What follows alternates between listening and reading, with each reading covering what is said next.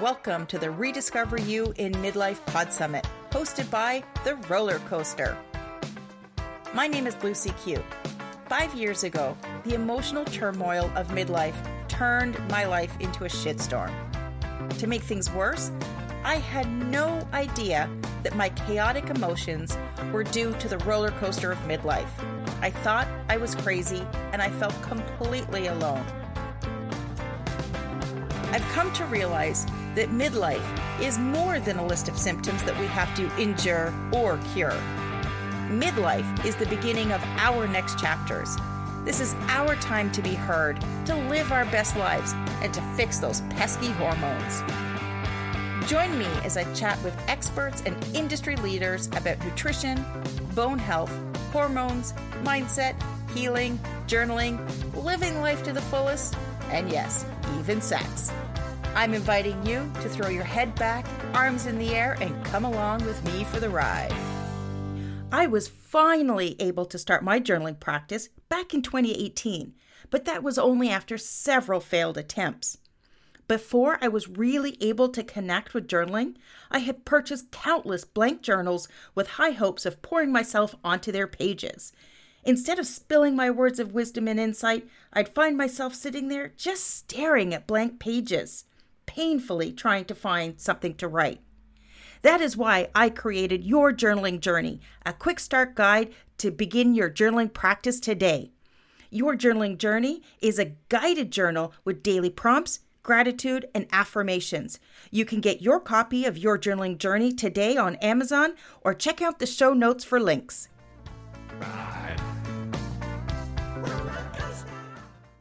Welcome back to the Rediscover You in Midlife Pod Summit. I'm your host, Lucy Q, and joining me are Judy, Schoenberg, and Linda, Lautenberg.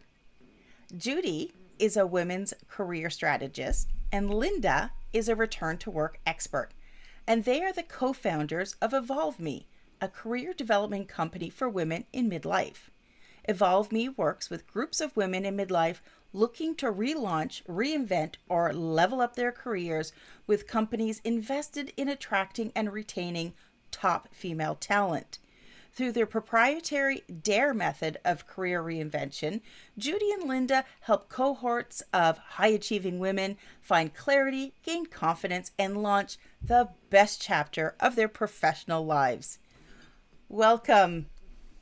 Thanks for having us on, Lucy. We're really excited to be here. Thanks so much. Now, I know a lot of women out there. On one hand, they're starting to question if this is what they want to do for the rest of their lives, the rest of their working career time. But on the other hand, they're sitting there going, is it too late? Or even they're feeling it's just too much effort to go through.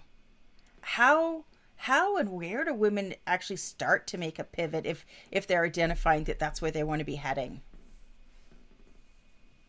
Sure. Well, we are very experienced in this topic ourselves because Linda and I are both a career pivoter and Linda's a career returner. After having a break, she returned to the workforce. And yeah, it's a conundrum that a lot of women find themselves in, like, in midlife. Is it too late? Can I have a next chapter? It's a lot of effort. And we created EvolveMe because we felt the same way. And we wanted to, once we went through a process ourselves, we wanted to help women make this time exciting, full of opportunity, and one that was like rewarding and doable. Really the magic of doing this is doing it with a group of women who are moving at the same stage as you are, who have similar goals, because you really inspire each other and you gain momentum from being with other women who are also trying to make a change. And what we found is that, a lot of women come to us and they want to just, work on their resumes and start, taking action and getting their resumes out into the world. And what we say is, stop and let's step back for a second. One of the most critical parts of this reinvention process is to spend time reflecting and getting clear on, what you love to do, your talents, your skills, your accomplishments, maybe from years ago, that you've kind of lost track of. And then, things start to feel a little bit more doable and something that you'd want to do rather than something feels like a burden or something, that you should or shouldn't do. So, we spend a lot of time, we run a group training, a virtual training called the Reinvention Collective, and we spend a lot of time up front. Actually, we just launched our seventh cohort yesterday, and we're about to go into this self-discovery process. We spend a lot of time up front doing this critical self-reflection work, which is going to be, the foundation for any pivot. Yeah, and one of the, like, there are kind of three things that can make, and three problems that we're trying to solve by doing this work in a structured program in a cohort basis. And the first, you kind of hit the nail on the head, Lucy, is that when you're really big, like whether you're working or, being paid for your work, or if you're staying at home and caregiving full time, either one, you're really, really busy, right? And as women, we so often are ready as soon as somebody raises their hand and they need some help or need taken care of. We will immediately pivot towards even trying to think about ourselves and go help them, fix them, like set them up for success, right? We spend a lot of time setting other people up for success and paving their way and taking care of other people. So the first thing that's so important is to like really make that space for ourselves to do that work, because it is work. That inner work, it takes time, and you can't kind of do it in between walking the dog, sending out emails and driving kids. You need some space set aside to do that work. And it is really hard. Like, I know I had, when I was trying to return to the workforce, I couldn't find that space by myself. Like, I really needed to be accountable to other women, to set that time aside, so that even the days I thought, I can't do it, I'm going to put myself aside, I wouldn't, because I would show up for other women. So that's one thing. And then the other thing is doing that inner work to try to figure out what you want to do next, and what you're good at, what you love to do. Just doing that on your own, you can really go around and around in your head a lot. So again, that's when bringing other women into the conversation and into your support really helps, because if you're working with other women that are trying to also figure that out, then now all of a sudden you have a whole like personal board of advisors that can help you think through things. And then the last thing is confidence. When you said, is it too late for me? Like, can I even really do? I've always been viewed as doing X, Y, Z. So maybe that's just what I'm stuck doing. You need that confidence to say, no, I have like a whole host of skills that I can take into a new opportunity. Again, that's hard to do on your own, but when you're working with other women who see you through a new objective lens, you all of a sudden can start thinking of new possibilities. The other thing is when you're working with other women and you're helping them, because again, going back to women who all want to help other people, it's really confidence building, because all of a sudden when you hear that people are kind of hanging on your every word about, oh, I never thought of things that way, all of a sudden you're feeling more confident about what you bring to the table. So for us, it really all goes back to like solving some of those issues that you're just saying. It's all about doing something in a structured program with other women for accountability and support. I would almost say that last part, that confidence part, is probably the most challenging for a lot of women, because first you need to take that leap of faith. And then, you could have gotten comfortable where you are and not necessarily paid attention to some of those accomplishments that you've achieved over time. They're just like, yeah, it's what I do. And we're also, as women, really good at downplaying. Yes. And I want to take it back to when we were kids and we were told not to be a show off.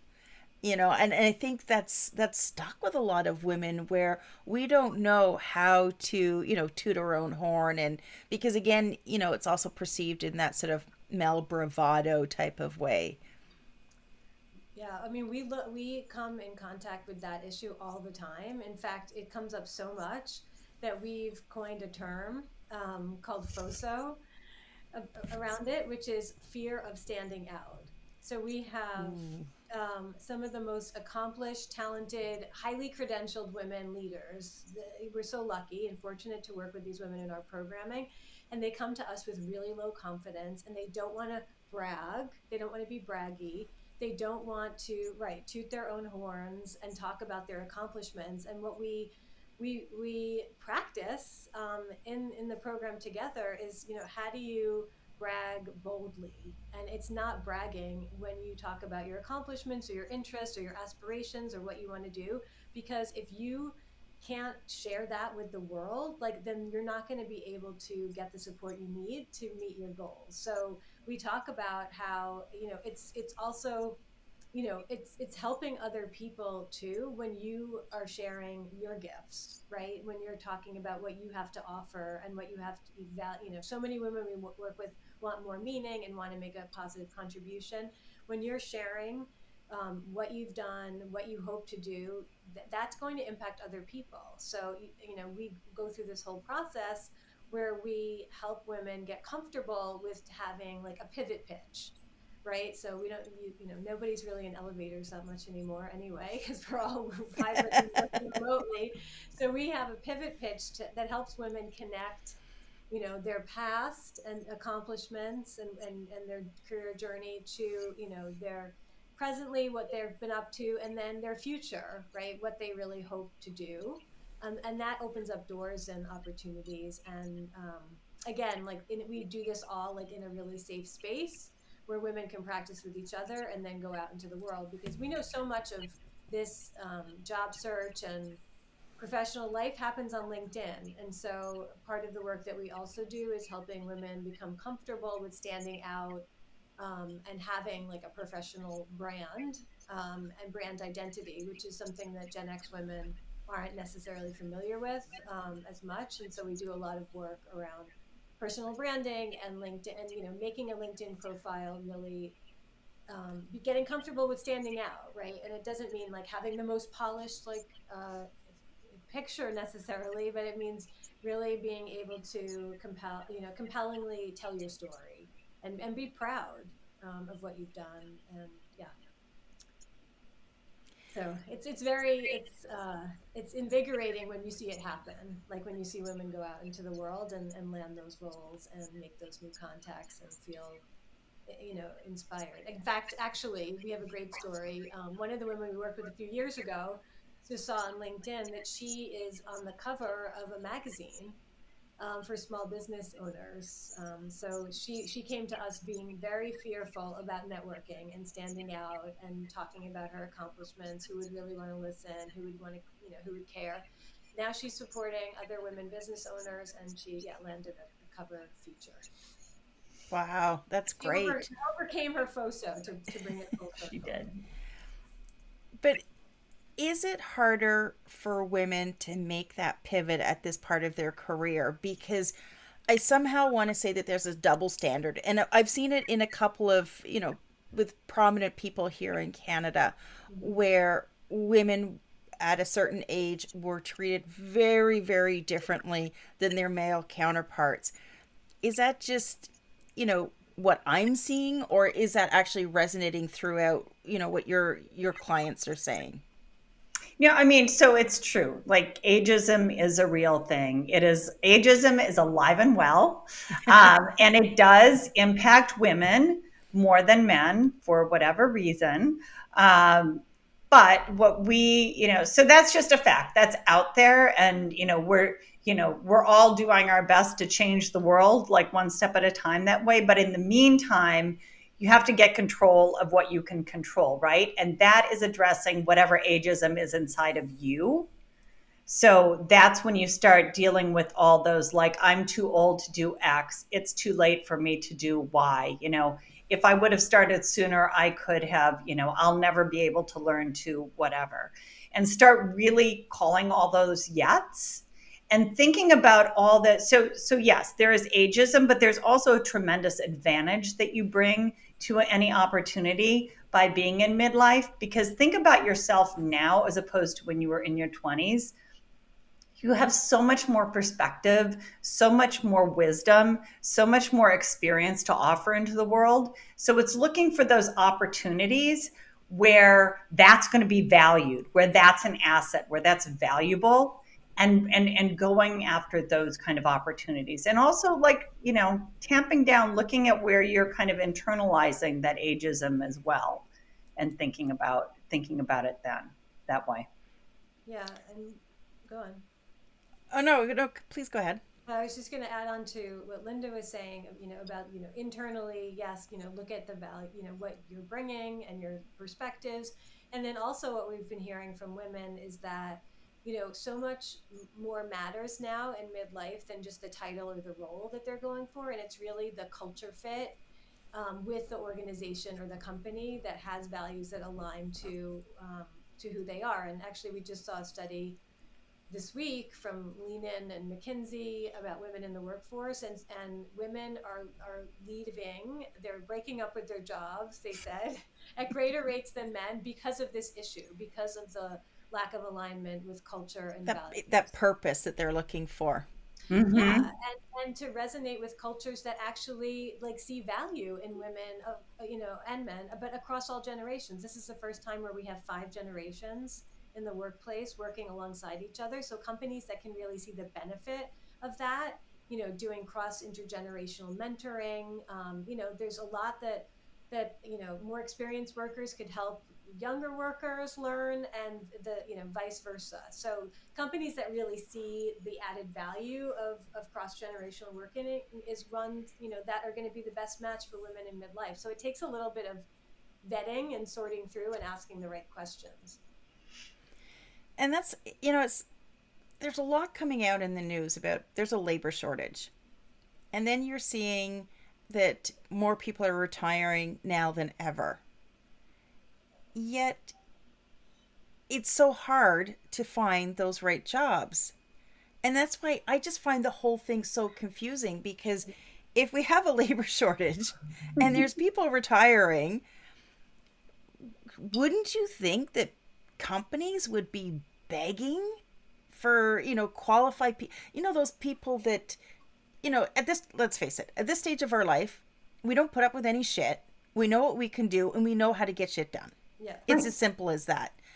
Whereas, if when all of us were newer in our jobs, you don't know, you ask a lot of questions, maybe you don't have the right confidence, but you get to midlife and you're like, nope, okay, I know what we need to do, boom, boom, boom. Yet the employers aren't necessarily seeing that value. How do we start to bridge that gap? Yeah. So one of the things that we really do is, and it's been proven, Judy, you can correct me on the statistic here, but I think it's like 80% of people that land new roles end up leaving within a year and a half, because there was no culture fit there, because they didn't, their portable skills were not aligned for the role. So the company hired somebody that had the technical skills on paper, but they didn't take the time to look at all those portable, transferable, some people call them soft skills, that really are so important to making the role work and to making sure that that employee works with that opportunity. And so one of the things we really do with women in midlife, especially because we're working with women oftentimes that are either making a change in their career, returning to the workforce, or doing both, right? Like when I came back to the workforce, I came back in an entirely new career. And I will tell you that all the skills that I bring to what we're doing now have nothing to do with my finance career, or really honestly anything I learned when I was studying for my MBA or my finance certifications or anything. It's all the skills that I picked up either through unpaid remote volunteer roles, leadership positions I had, or just from being in life. And so if I were to write my resume now and apply for the job that I have now, it would be all of those skills that I would be bringing forward that make me good at what I do right now, right? So I think you want to look. So when we work with women, we really encourage them to think about all of those portable skills that they can see that make a story throughout their entire career. Things that I think you mentioned, this is easy for me, so nobody would value it. That's what you want to double down on. The things that you're good at that are just easy for you, Like bring that forward and really highlight that, and then look for opportunities where that makes sense. Has resume writing changed? Resume writing has changed, and we don't work on resumes until we get really clear on what direction women want to go in, and we actually bring in some resume coaches to work with us along with our cohorts. But one of the ways that it specifically has changed is that resumes now need to be very targeted. So you can have a template resume that you work off of, but you really need to target your resume for a specific opportunity, role, industry, and you really need to think about, highlighting those transferable skills, as Linda was saying, and creating some kind of, summary for your resume. It's no longer just like a laundry list of all of your accomplishments and letting it, giving it to the employer to decide what's important and what's not. You have actually more control over your resume than you have had in the past, because you don't need to put, like, women who, we work with who've had 20 plus years of experience. Nobody wants to see all of the, the 10 roles that you've had. They want to see the roles that roll up to the role that you're, the position that you're applying to. So you can curate your resume, and you also can look at the words that are used in the job description and make sure that they're represented in your resume. And you really need to tailor, even though it can seem like a lot of work, but it goes a long way to really tailor the resume for each opportunity and tweak it, especially if you have a lot to work with, if you have a lot of experience. And it's hard for women to lop off, like, oh, you mean I can't put down 1999 to 2004, really? But no, especially not if those positions have nothing to do with, the social sector that you want to go in, or what have you, and, another way that they've changed too is that the last 2 or 3 years, now that everybody's resetting with the Great Resignation and the pandemic, like, career breaks are normalized. So you don't have to explain away a career break on your resume. Sometimes you don't have to include it. So there's thinking around career breaks, and it's more normalized too to be making a career pivot and moving into a new industry. So those are all great things for women looking to change it up in midlife now. Yeah, and even probably more important than the resume, people are gonna, the last thing that we encourage people to do, what we tell them not to do, and people come to us very frustrated for having done this, is to polish up this resume, and then LinkedIn and some other job sites make it very easy to just start do the spray and pray method. Spamming, yeah. Just spray it out there and just hope something, throw the spaghetti against the wall and see if it sticks. Like, don't do that, because number one, you're pouring your heart and soul and your all your accomplishments onto this digital piece of paper, and then you're handing it to a computer, algorithm, and letting that algorithm tell you what you're worth. It's defeating.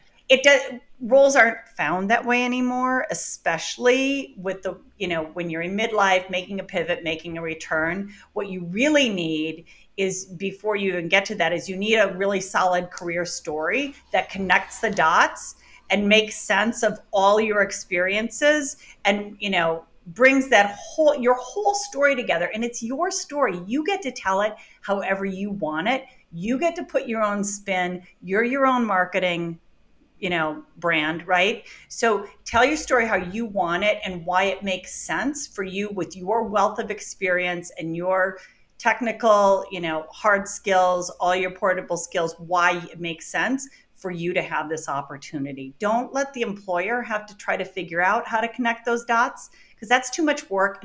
Everybody wants what's easy, right?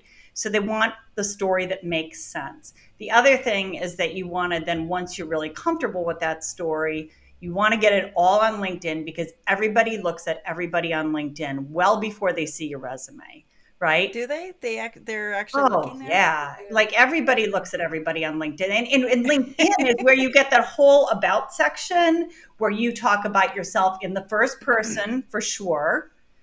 Get your personality in there. Put your career story in there, connect the dots for everybody, throw some emojis in, throw some personality in there. That's your shop window. That's where people are going to look at you.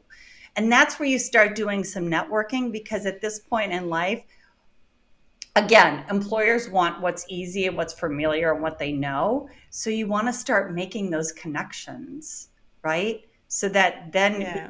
because a lot of the on the job boards, a lot of those opportunities are already filled. I hate to be I the almost want bearer to of say bad that tidings, but a lot of times they they already feel have an like they're internal fishing.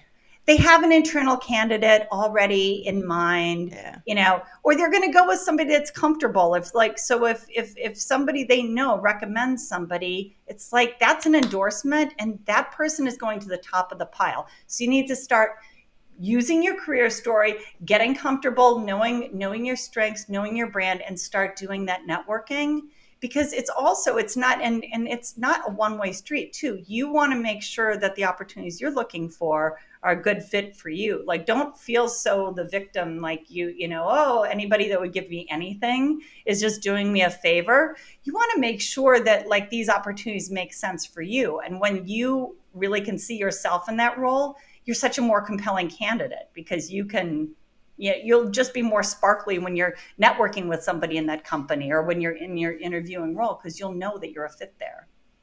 Yeah, it's kind of you'd be getting on the same wavelength as them. Mm-hmm. So for any women that are out there listening, that they know that they want to make a change, but they're maybe not ready to jump in and work with one of your programs. Mm-hmm. What are some of the things that they can start to identify for themselves just to ready the situation a little bit more? Sure. Well, if they're not ready to work with us in a program, we just to throw it out there for everybody listening, watching, that we have a lot of free resources on our website, and it's evolveme.work, where you can start digging in, and there are resources that will help you think through this clarity piece, especially because that is the piece that takes up the most time. So there's exercises to think about, kind of a more strategic approach for your career, like thinking about your strengths, thinking about opportunities in the marketplace, thinking about what you love to do, thinking about, going back, you mentioned childhood earlier. I love that, because so many things that we are passionate about, and that, kind of that light us up, we let go of because we decided to take a path for our careers that we thought we should take, or a partner thought we should take it, or a family member. So go back and think about some of the things that you love to do when you were a child. So we have a lot of exercises that can take you through that clarity piece. And then, one thing that's really helpful is if you have ideas of things that you feel like, oh, I might be good at this, or I might be good at that, start talking to people, even in an exploratory way, about what they do on a day-to-day basis. Because in your head, you could think that becoming a pastry chef would be, the perfect job for you. And we heard this the other day just from one of the women we work with, and then start talking about what it's like to work in a restaurant, work in a bakery, the hours, the, kind of the physical labor, every job is going to have different things that it entails. But really, when you get a sense of the day-to-day, you're going to get more clarity.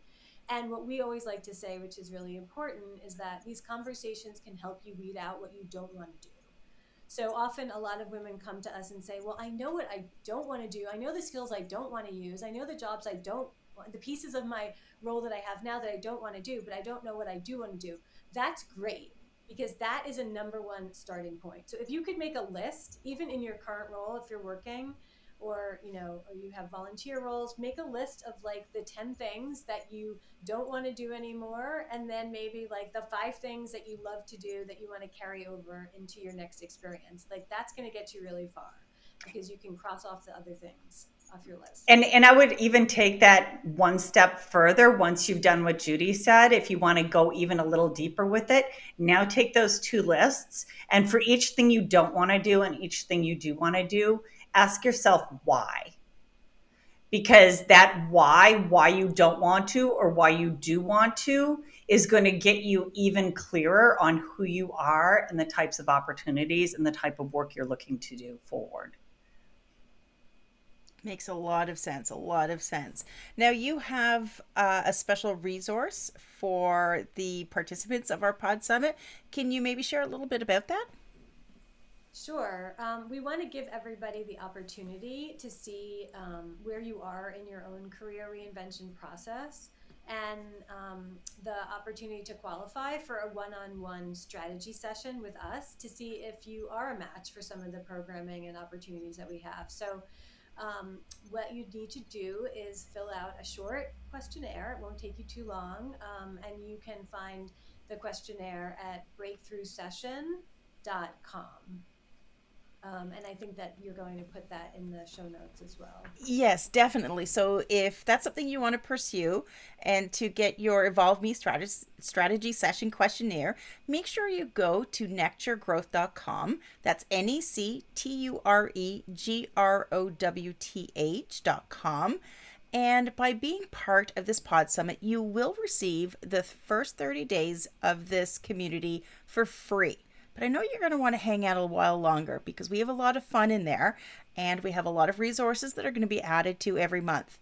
Plus, we are going to be hosting our monthly fireside chats, and that's where you get to connect with women just like you, sharing authentic conversations, and yes, when we need to, we are going to vent. So make sure you join us at necturegrowth.com, and you can find all of the links in your show notes and also your daily Pod Summit emails. Judy and Linda, thank you so much for joining me and sharing all of your expertise today. Thank you. It's been a pleasure talking to you, Lucy. It's been really fun. Thanks for listening to this episode of the Roller Coaster Podcast. Want to chat or share your ideas about today's show? Pop me an email at hello@therollercoasterpodcast.com. Don't forget to connect with me on Facebook and Instagram at The Roller Coaster Podcast. Our theme song, Roller Coaster, was performed by The Lucky Setback. Audio editing by the one and only Jeff Quigley of Quigley Creative. Life is like a roller coaster, baby.